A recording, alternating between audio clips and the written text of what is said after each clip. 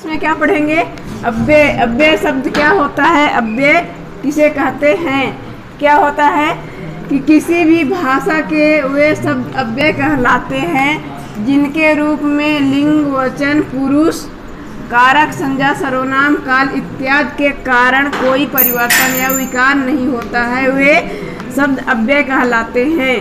तो क्या कह रहा है कि ऐसे शब्द को हम अव्यय कहते हैं, चाहे उसमें संज्ञा हो। संज्ञा क्या होता है? किसी प्राणी, वस्तु अथवा स्थान के नाम को संज्ञा कहते हैं।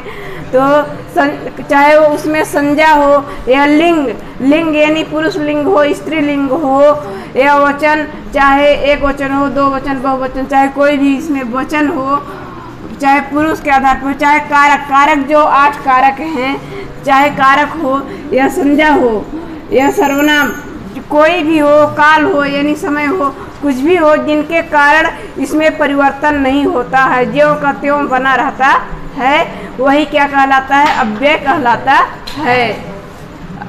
तो इसमें किसी भी प्रकार का परिवर्तन, इन सब के कारक, संज्ञा, सर्वनाम, काल, लिंग, वचन, पुरुष, इन सब के रखने से कोई भी परिवर्तन नहीं होता है। जो जैसा शब्द रहता है वैसा ही उसका अर्थ निकलता है, उसे ही क्या कहा जाता है? उसे ही अव्यय कहा जाता है।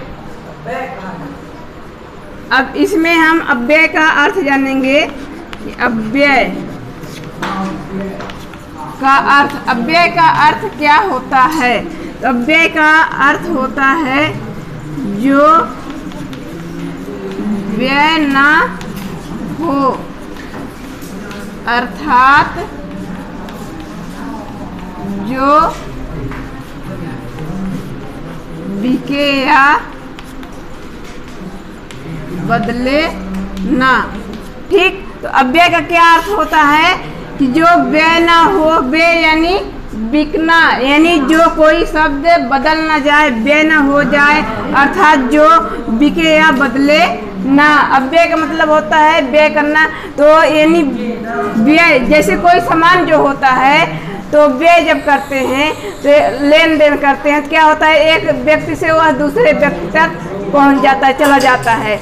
लेकिन अव्यय का अर्थ होता है जो शब्द जहाँ है वहीं रहे, यानी बदले ना, ना तो वह किसी दूसरे का अर्थ बताए, जैसा है वैसा ही रहे। जैसे इसका उदाहरण क्या है?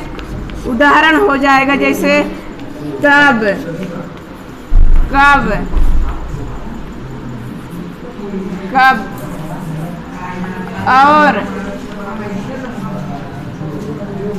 और भी इसका उदाहरण जैसे ये हो गया, तब हो गया, कब हो गया, और यहाँ, वहाँ,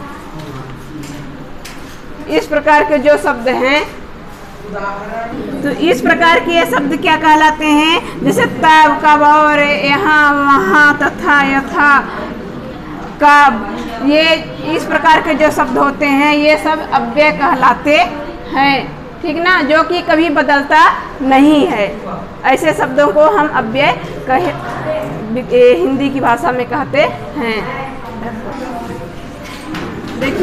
देखिए आज हम इसमें पढ़ेंगे निपात। निपात शब्द क्या होता है?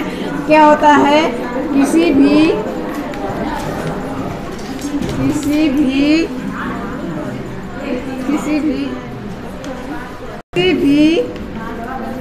बात पर अतिरिक्त भार देने के लिए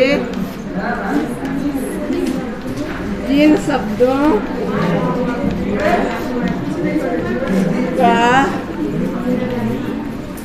प्रयोग किया जाता है उन्हें निपात शब्द कहते हैं। तो देखिए क्या होता है कि निपात शब्द क्या है कि किसी भी बात पर अतिरिक्त भार देने के लिए जिन शब्दों का प्रयोग किया जाता है उन्हें क्या कहा जाता है? निपात शब्द कहा जाता है। जैसे क्या होता है जैसे उदाहरण के लिए हो जाएगा तब, कब, जैसे हो गया, तब हो गया, कब हो गया। और इस प्रकार से तो जैसे क्या हो गया, क्या, हाँ, यहाँ, वहाँ, इस प्रकार के जो शब्द हैं, ठीक, जिससे कि हम कोई भी शब्द को बोलते हैं तो उसमें ऐसा लगता है कि अतिरिक्त भार दिया जा रहा है, तो उसे क्या कहा जाता है कि निपात कहा जाता है। जैसे कि हो गया जी हो गया, हाँ हो गया। इस प्रकार के जब शब्द हम बोलते हैं तो इसमें क्या होता है, अलग से हम भार देते हैं, परिवर्तन उसमें आता है। किसी भी बात पर अतिरिक्त भार देने के लिए जिन शब्दों का प्रयोग किया जाता है उन्हें निपात कहते हैं। जैसे कि कोई बात जब करते हैं, किसी बात करते हैं, बात को हम उस पर बल देने के लिए, यानी जोर लगाने के लिए कि वह बात और अधिक से अधिक, ज़्यादा से ज़्यादा समझ में आए। जैसे कोई कहानी या नाटक कोई सुनाता है तो हम नहीं भी हाँ जी ठीक है, अच्छा है बोलेंगे, तब भी वो हमको समझ में आता रहता है। कहानी आती कि नहीं, कहानी आती रहती है समझ में, लेकिन जब हम उसमें जी हाँ ठीक है, इस प्रकार के जब शब्दों का बोलते हैं, कब हुआ, कहाँ हुआ, कैसे हुआ, इस प्रकार के जब शब्दों का बोलते हैं, उस कहानी में अलग से रोचकता आ जाती है, अलग से उसका आनंद आता है और ऐसा लगता है कि हमारे जो कहानी है उसमें सुनने में कोई अतिरिक्त भार दे रहा है, वो खुद मेहनत कर रहा है, समझने में, बोलने में मेहनत कर रहा है। तो ऐसे शब्दों में को क्या निपात शब्द कहा जाता है।